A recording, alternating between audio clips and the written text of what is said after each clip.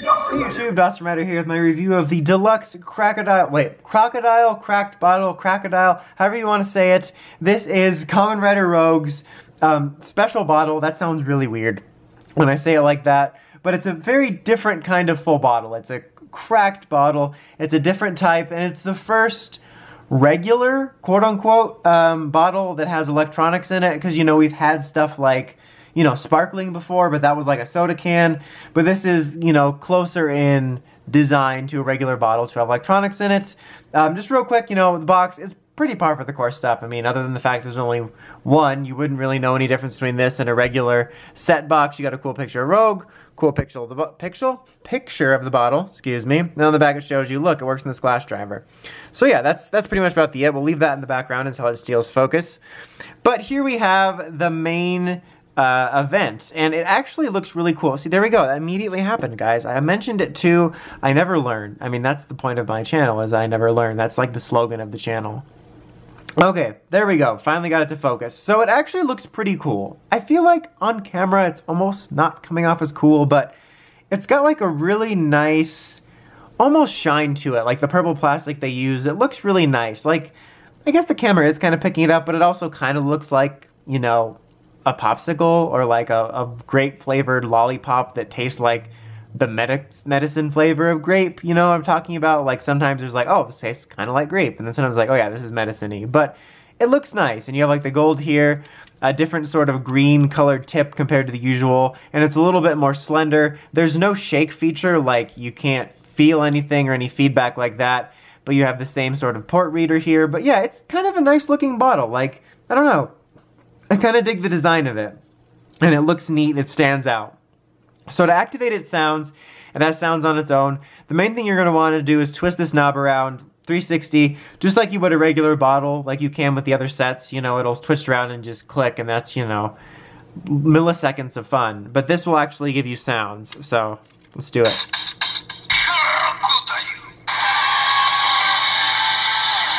So you get sounds, and you can see that light up. We'll be able to see that more prominently in more things.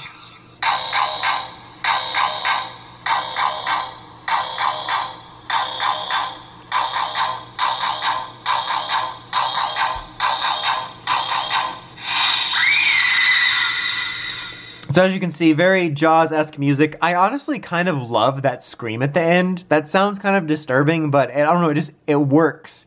Especially like at the end of the transformation, it just kind of makes it unique.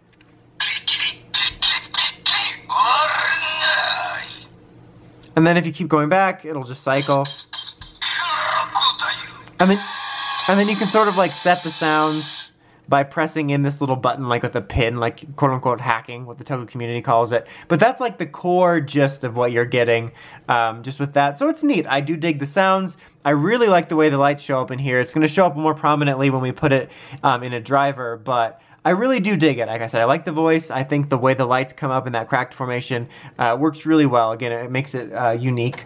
So we're going to put it in the Schlash Driver because that is the primary device you use to transform. So let's go ahead and do that. I believe it's on. There's at least a 50% chance it's on.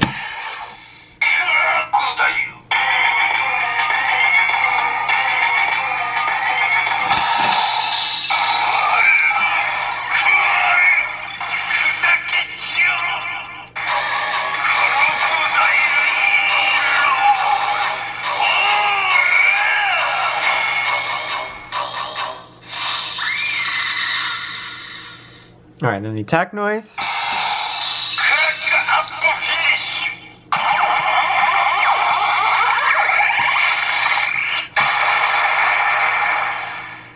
Okay, and that's about the it for that. Way to prove me wrong, man. I see how it is. I thought we were friends. Anyway, I'm just going to show it quickly. It really does nothing special. In the regular Nebula Steam, the regular Trans Steam Gun, if everything goes according to plan, the review for the Nebula Steam Gun should have come out before this review, so you should have seen this in a combination in the driver in that review, as well as in the Nebula Steam Gun, but otherwise it'll be linked to this review either directly or via playlist. I'm the dumbest boy in school, guys. Why do I even have this job? How exciting was that, though?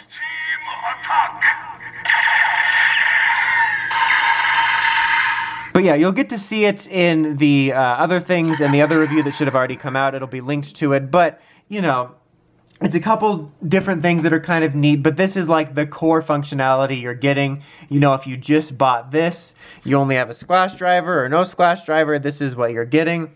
Overall, I actually think it's a pretty fun bottle. It's actually probably one of my more favorite ones individually.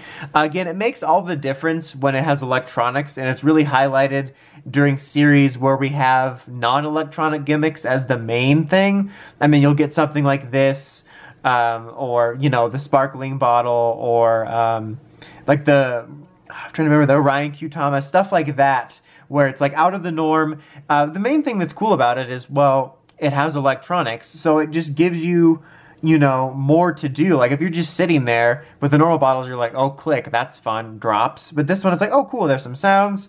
You get a couple different sounds with the variety of like the Schlash Driver, putting the Nebula Steam Gun, mix matching. So overall, as far as individual releases goes, this is one of the ones that I can recommend higher above it because it just is generally cooler and gives you a little bit more to do. Anyway, that's about it. Until next time, don't forget to like, comment, subscribe. Dawson Rider, signing out.